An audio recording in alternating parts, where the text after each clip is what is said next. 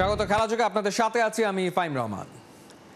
Cricket আঙ্গনে কানাঘুষা, দেশে কম বিদেশে বেশি থাকেন নাজমুল আবেদিন ফাহিম। সাবেক অধিনায়ক তামিম ইকবাল বলছেন দলের সঙ্গে ট্যুরে যাওয়া দোষের নয়, তবে খালি হাতে দেশে ফেরাটা ক্রিকেটের জন্যই খারাপ। লঙ্কা সিরিজের সময় ক্যাপ্টেন্সি পরিবর্তন ইস্যুতে অপারেশনস বিভাগের চেয়ারম্যানের পেশাদারিত্ব চোখে পড়েনি তামিম ইকবালের। সাইফুল রূপকের রিপোর্ট। শান্তকে ছুঁড়ে ফেলে মিরাজকে বুকে টেনে নেয়া, বিসিবির পেশাদারিত্বে ঘাটতি, গেল লঙ্কা সিরিজে ক্যাপ্টেন্সি ইস্যুতে জল ঘোলা হয় বেশ। দায় কি এড়াতে পারেন ক্রিকেট অপারেশনস বিভাগের বড় কর্তা? প্রশ্ন তামিম ইকবালের। সবচেয়ে আগে জানা উচিত ছিল শান্তর। He should have been, the board should have communicated with him first, তারপরে মিরাজ, তারপরে media. Unfortunately Miraj, media and Shanto হয়ে গেছে। That is wrong, that is disrespecting any cricketers. Shanto ভালো ক্যাপ্টেন, খারাপ ক্যাপ্টেন এসবে আলোচনায় না আসে। যখন ও বাংলাদেশ টিমের ক্যাপ্টেন ছিল, আমি সবসময় একটা জিনিস বলি, আপনি একজন ইন্ডিভিজুয়ালকে পছন্দ না করতে পারেন, but you need to respect the chair that he is sitting. ও বাংলাদেশ টিমের ক্যাপ্টেন ছিল, it's a huge post and matter of massive pride. যখনই একটা ক্যাপ্টেনকে আপনি সরাচ্ছেন, তাকে প্রপার সম্মানটা দিয়ে সুন্দরভাবে করে সরাবেন। আপনি আজীবন বলছেন যে আমাকে সম্মান করা হয় নাই, আমাকে এটা করা হয় নাই, আমাকে ওটা করা হয় নাই। আপনি যদি এসে একই কাজ যদি করেন, তাহলে এত বছর আপনি কমপ্লেন করলেন কেন? If you are the sufferer, আর আপনি ওই সাফারার থেকে কোনো শিক্ষা না নিয়ে অন্যদের সাথে যদি ডিফারেন্টলি ট্রিট না করেন আর একইভাবে ট্রিট করেন, তো আপনাকে যে সাফার করাইছে আপনার সাথে ওর মধ্যে কোনো ডিফারেন্সই নাই। শ্রীলঙ্কার বিমানে ওঠার আগের রাতে ওয়ানডে ক্যাপ্টেন্সি হারিয়েছিলেন। রাগে ক্ষোভেই হয়তো টেস্ট সিরিজ শেষে আচমকা সাদা পোশাকের নেতৃত্ব ছাড়েন নাজমুল শান্ত। ট্যুরের মাঝপথে এমন ঘটনা যে কোনো দলের মধ্যেই নেতিবাচক প্রভাব ফেলে। সে সময় কলম্বোতে দলের সঙ্গে থেকেও পরিস্থিতি সামাল দিতে ব্যর্থ হন ক্রিক অপস চেয়ারম্যান। তাকে নিয়ে বিতর্ক আছে আরও। গেল 11 মাসে ছেলে এবং মেয়েদের দলের সঙ্গে বিদেশ সফর করেছেন ডজন খানেকেরও বেশি। তামিমের প্রশ্ন, বাইরে থেকে কি নিয়ে আসলেন দেশের ক্রিকেটের জন্যে? খালি খেলা দেখা আর খেলা জিতছি হারছি এটা নিয়ে আলোচনা না করে ওই দেশ থেকে কোনো কিছু নতুন করে নিয়ে আসা, বা ওই দেশের সাথে কোনো ধরনের কমিউনিকেশন করে কোনো একটা সিরিজ সেট করা, বা ওদের ফ্যাসিলিটিস দেখা, ওই ফ্যাসিলিটিস দেখে বাংলাদেশে ইমপ্লিমেন্ট করা, এইসব সাথে যদি অ্যাড অন করা যায় আমার কাছে মনে হয় ভালো। আর এই অ্যাড অনগুলো যদি এই ক্রিকেট বোর্ড করে, তাহলে প্রতি ট্যুর না, আপনি প্রতি ট্যুরে যান, সমস্যা কি? যদি আপনি প্রতি ট্যুরে যায় কোনো কিছু ভালো নিয়ে আসতে পারেন, ওয়াই নট? কিন্তু আপনি প্রতি ট্যুরে যায় যদি কোনো কিছু ভালো না নিয়ে আসতে পারেন, তাহলে তো যায় আসলে কোনো লাভ নেই। আপনি টিএডিএ নেন 10 দিন না, আপনি 20 দিন নেন, কিন্তু ওই টিএডিএ নিয়ে যদি বাংলাদেশ ক্রিকেটের 2%ও উপকার হচ্ছে, আপনি নেন ভাই, কোনো সমস্যা নেই। আমার কথা হলো এটা, কেন নিচ্ছেন না নিচ্ছেন এই জিনিসটা আলোচনা না করে জেনুইনলি যদি আমরা সবাই মিলে বাংলাদেশ ক্রিকেটের ভালো চাই, তাহলে আমার কথা হলো আপনি টিএডিএ নেন, $100 নিয়ে না, $500 নেন, কিন্তু ওই $500 এগেনস্টে যদি বাংলাদেশ ক্রিকেটের 5%ও লাভ হয়ে থাকে, please go head and take it. Saiful Rupak, 71। Shubman গিলের উইকেট শিকার করার স্বপ্ন পাওয়ার প্লেতে সফল হতে করেছেন ক্যারিবিয়ান স্পিনার আকিল হোসেনের স্কিল রপ্ত। শ্রীলঙ্কায় 5 উইকেট শিকার করে ম্যাচ সেরা হওয়ার পর তানভীর ইসলাম এখন দেখছেন আরো বড় স্বপ্ন। মিরপুরে দলের ক্যাম্প শুরু না হলে স্কিল নিয়ে কাজ করছেন নিয়মিত। নাইয়ান বিন জসিমের রিপোর্ট। শ্রীলঙ্কার মাটিতে ওয়ানডে অভিষেক, পরের ম্যাচটাতেই ম্যাচ সেরা 5 উইকেট নিয়ে লঙ্কানদের একাই কিন্তু ধসিয়ে দিয়েছিলেন তানভীর ইসলাম। সময়টা বেশ ভালোই যাচ্ছে। সামনে বাংলাদেশের টি-20 ক্রিকেটে অনেক বেশি ব্যস্ততা, যদিও সবশেষ টি-20 স্কোয়াডে তানভীর ইসলাম ছিলেন না, কিন্তু আপাতত মিরপুরের হোম অফ ক্রিকেটে সাদা বলেই নিজেকে সানিয়ে নিচ্ছেন। প্রস্তুতিটা কেমন চলছে, নিজেকে আসলে কিভাবে প্রস্তুত করছেন, সব কিছু নিয়ে কথা বলতে চাই। তানভীর, আপনি মাঝখানে অ্যাকশনটা চেঞ্জ করেছেন, মানে আমার খুব জানার ইচ্ছা। আপনি শ্রীলঙ্কাতেও একই কথা বলেছিলেন যে মাঝখানে অ্যাকশন চেঞ্জ করে মোটামুটি ছোটোখাটো একটা বিপদে আপনি পড়ে গিয়েছিলেন। কেন আসলে চেঞ্জ করতে চেয়েছিলেন? কার মতো হতে চেয়েছিলেন? কারো মতো না, হঠাৎ করে নিজেই মানে শুধু যে দেখি একটা নতুন কিছু করে ভালো কিছু হয় কিনা, কিন্তু এটা আমার জন্য আরও খারাপ হয়েছে। যেমন নর্মাল যে স্পিন যেটা, ওইটা আরও পেস কমে গেছিলো। সেটা কি ধরনের চেঞ্জটা আপনি আনতে চেয়েছিলেন? মানে আমার অ্যাকশনটা তো সাইড আর্ম, কিন্তু আমি ওটা একটু সোজা করতে চাইছিলাম। ওটা থেকে কিছু বেনিফিট আসলেও আসতে পারতো, কিন্তু আমি কোনো কিছু চিন্তা করে যে এইরকমভাবে চেঞ্জ করলে যে এই জিনিসটা হবে, এরকম কোনো চিন্তা ভাবনা ছিল না। তারপরে দেখলাম যে সোজা করার পরে এটা আরও আমার খারাপ হয়েছে। পরে আবার আগের জায়গায় চলে আসছি। আপনি প্র্যাকটিস করছিলেন দেখলাম, সাদা বল নিয়ে আপনার ব্যস্ততা, মানে টি-20-র মতো করে প্রস্তুতি নিচ্ছেন কিনা এখন? পাওয়ার প্লের জন্য একটা কাজ করতেছি, যে এই যে সিম বোলিংটা করার জন্য, মানে এই যে ইনসুইং একটা বল হয় না, ফিঙ্গার মানে এক আঙুল থেকে মারে, যে আকিল হোসেন যে জিনিসটা মারে, এই জিনিসটার একটা ওই বোলিংটা করার ট্রাই করতেছি। কতটুকু রপ্ত করতে পারলেন? আসতেছে আলহামদুলিল্লাহ। শ্রীলঙ্কায় তো অনেকগুলো উইকেট নিলেন, একটা ম্যাচেই 5টা উইকেট নিলেন। সব কিছু মিলে সবচেয়ে প্রিয় উইকেট কোনটা ছিল, মানে ভালো লাগা কাজ করেছে কোন উইকেটটা নেওয়ার পর? হ্যাঁ, কুশাল মেন্ডিসের। কেন? ও আমাকে অনেক চার্জ করতেছিল এবং লাস্ট পর্যন্ত দুজনেই অ্যাটাকে আমি মনে করেন আর উইকেটটা পাইছি, ওই দিক থেকে অনেক ভালো লাগছে। এবং যখন ও ডান দিকে এসে আমাকে মারার পরে পায়ে লাগছে, আমি বলছিলাম বা আরও দু একজন বলছিল যে রিভিউটা নেন, মিরাজ ভাই তারপর রিভিউটা নিল, ওইটা উইকেটটা পেলো, আমি কিন্তু দৌড় দিয়ে অনেক সেলিব্রেশন করছি, মানে ওই জিনিসটা অনেক ভালো লাগছে। এখন আসলে আস্তে আস্তে ড্রিমটা বড় হচ্ছে কিনা, মনে হচ্ছে কিনা যে না, বিশ্বের বড় বড় ব্যাটসম্যানদেরকে আসলে আউট করা পসিবল? হ্যাঁ, ইনশাল্লাহ সকল ব্যাটসম্যান যারা যে ব্যাটসম্যানে আছেন, যত বড় বড় ব্যাটসম্যান, গুড বল তো সব ব্যাটসম্যানের জন্য গুড বল, উইকেট টেকিং বল সবসময় উইকেট টেকিং বল, যে সে যত বড় ব্যাটসম্যানই হোক না কেন, যদি আমি তার কাছে তার উইকেট টেকিং বোলিং হিসাবে ওই বলটা করতে পেলে অবশ্যই উইকেট পাওয়া সম্ভব, আমি এটা বিশ্বাস করি। আর সকল ব্যাটসম্যানের উইকেট পাওয়াই সম্ভব। ওয়ানডে বা টি-20 ফরম্যাটে এখন যারা কারেন্ট প্লেয়ার আছে, কার উইকেটটা নিতে চান? ড্রিম উইকেট কোনটা কোনটা আপনার? মানে সামনে তো অনেক খেলা আছে। যদি ইন্ডিয়ার এগেনস্টে হয় তাহলে আমি গিলের উইকেটটা নেওয়ার ট্রাই করব। শুভমান গিলের? শুভমান গিলের। মানে কী কারণে শুভমান গিলের শুধুই উইকেটটা নেওয়ার ইচ্ছা বেশি আপনার, কী কারণে? কারণ আমার ফেভারিট প্লেয়ার, এই কারণে ফেভারিট ব্যাটসম্যান। আচ্ছা আচ্ছা, মানে তার জন্য আপনি কি কখনো মানে স্টাডি করেছেন যে তার দুর্বলতা কোন জায়গায়, বা আপনি ঠিক এইভাবে তাকে কাবু করতে চাইবেন?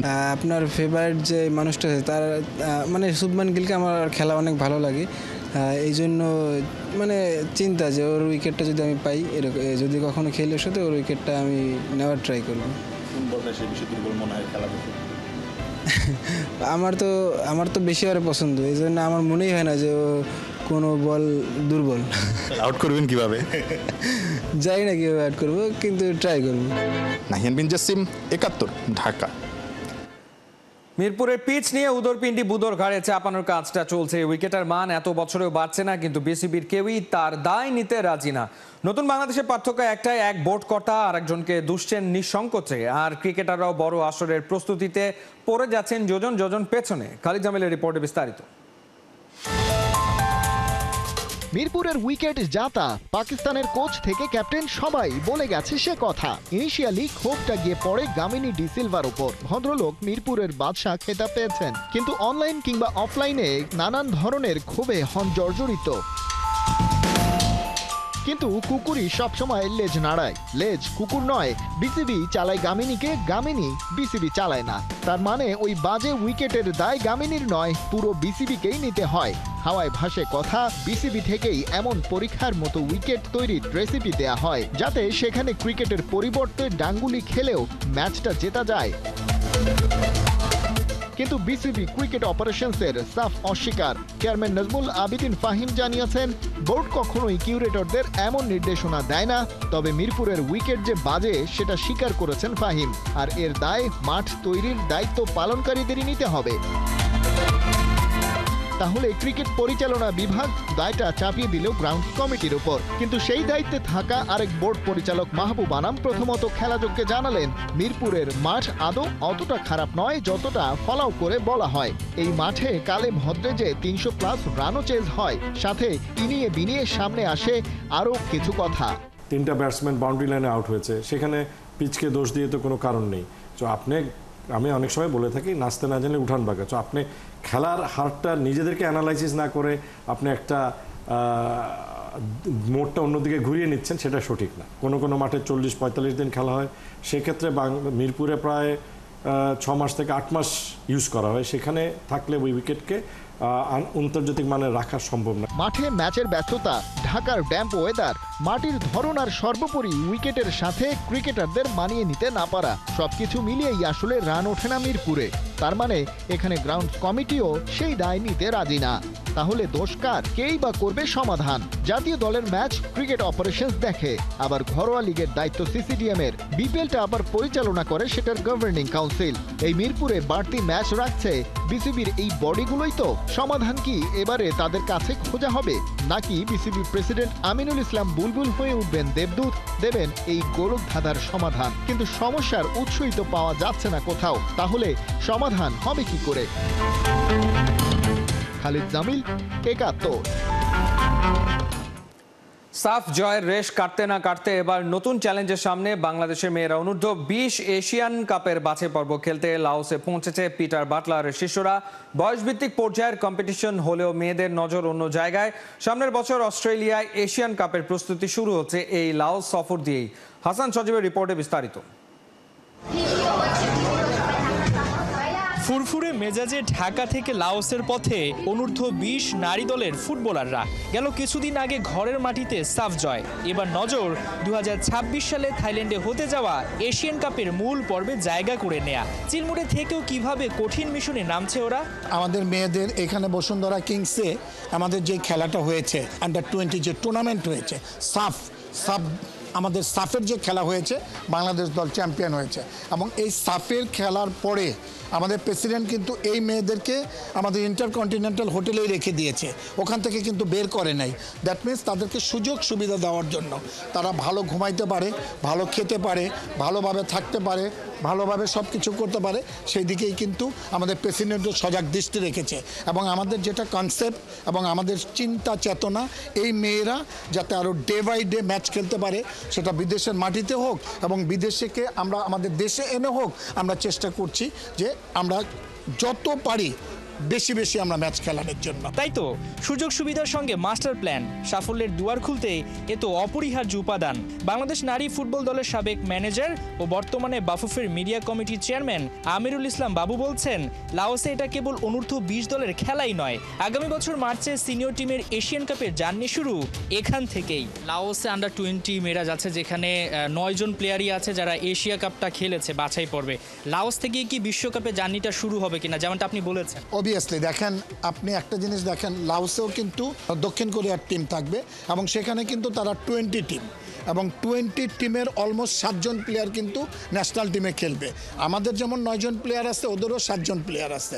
দ্যাট মিনস আমি মনে করি এগুলো হচ্ছে কি আমাদের বাছাই করা এবং আমাদেরকে যাচাই করা, এবং যত আমরা ম্যাচ খেলবো আমাদের যেটা করণীয় সেটা হচ্ছে যে ডে বাই ডে আমাদের ম্যাচ খেলতে হবে, যত প্রতি ম্যাচে ম্যাচ খেলতে হবে। অলরেডি আমাদের প্রেসিডেন্ট সাহেব তার ফোকাস, তার চিন্তা, তার চেতনা, যাতে করে মেয়েরা একটা ভালো সুযোগ সুবিধা পায় এবং যাতে করে মেয়েরা অনেক ম্যাচ খেলতে পারে, সেই দিকেও আমরা সজাগ দৃষ্টি রেখেছি। সাউথ কোরিয়ার বয়সভিত্তিক দলের বিপক্ষে খেলে নিজেদের পরখ করে নেওয়ার সুযোগ তো থাকছেই, সেই সাথে তরুণদের জন্য নিজেদের যাচাই করারও বড় মোক্ষম সুযোগ এই টুর্নামেন্ট। আগামী 6 আগস্ট ভিয়েন্তিয়ানের নিউ লাওস ন্যাশনাল স্টেডিয়ামে স্বাগতিকদের বিপক্ষে লড়াই দিয়ে এবারের মিশন শুরু করবে বাংলাদেশ। এরপর 8 তারিখ তিমুর লেস্তে আর 10 তারিখ সাউথ কোরিয়ার বিপক্ষে খেলবে বাংলার বাঘিনীরা। হাসান সজীব, একাত্তর। নিউ সিজনের আগে নিজেদের প্রস্তুত করার শেষ সুযোগ হামজার লেস্টার সিটির প্রতিপক্ষ ফিওরেন্তিনা। ইটালিয়ান সিরিয়ার ক্লাবটির বিপক্ষে নিজেদের হোম গ্রাউন্ড কিং পাওয়ার স্টেডিয়ামে রবিবার মাঠে নামছে লেস্টার। চ্যাম্পিয়নশিপ শুরুর আগে যে সমস্যাগুলো খুঁজে পেয়েছেন কোচ মাতি, তা এই ম্যাচ দিয়ে কাটিয়ে ওঠাই লক্ষ্য। হামজাদের ম্যাচ প্রিভিউ পার্থবণিকের রিপোর্টে। হামজা চৌধুরী লেস্টার সিটিতে জলকেলি করছেন, অটোগ্রাফ দিচ্ছেন, আবার সুন্দর পোজ দিয়ে ফটো সেশনও করছেন। নতুন মৌসুম শুরুর আগে বাংলাদেশ তারকা যতভাবে পারা যায় নিজেকে চাঙ্গা রাখতেই ব্যস্ত। কেননা লেস্টার সিটির আগের কোচ নিস্টল রয়ের চেয়ে একদম ভিন্ন নতুন ম্যানেজার মার্তি সিফেন্তেসের ফিলোসফি। তার প্ল্যানে রাইট ব্যাক হিসেবে হামজা রয়েছেন গুরুত্বপূর্ণ রোলে। 10 আগস্ট শুরু হচ্ছে হামজাদের মৌসুম। তার আগে শেষ প্রি সিজন ফ্রেন্ডলিতে ইতালিয়ান ক্লাব ফিওরেন্তিনার মুখোমুখি হতে যাচ্ছে লেস্টার সিটি। রবিবার ঘরের মাঠ কিং পাওয়ার স্টেডিয়ামে দুই দলের ম্যাচ রাত 8টায়। ফিওরেন্তিনা গেল মৌসুমে ইতালির শীর্ষ লিগ সিরিয়াতে ষষ্ঠ অবস্থানে থেকে লিগ শেষ করে, যার ফলে তাদের মেলে ইউএফা কনফারেন্স লিগে খেলার টিকিট। অন্যদিকে লেস্টার সিটি গেল মৌসুমে প্রিমিয়ার লিগ থেকে রেলিগেটেড হয়ে এবার খেলবে চ্যাম্পিয়নশিপ। হামজাদের জন্য এই ম্যাচ নতুন মৌসুম শুরুর আগে নিজেদের চূড়ান্ত প্রস্তুত করার বড় সুযোগ। মাঠে নামার আগে লেস্টার কোচ মার্তি সিফুয়েন্তেস যে নির্ভার তা বলার সুযোগ নাই। প্রি সিজনে যে 4টা ফুল ফ্লেজড ম্যাচ খেলেছে ফক্সরা, সেখানে 3 জয়ের বিপরীতে হার আছে 1টা। এর মধ্যে হামজা চৌধুরী অংশ নেন 2 ম্যাচে। জলিগার সেগির বিপক্ষে পুরো 90 মিনিট এবং কারপাতি লিভের বিপক্ষে 75 মিনিট খেলেন হামজা। দুটোতেই রাখেন ইম্প্যাক্ট।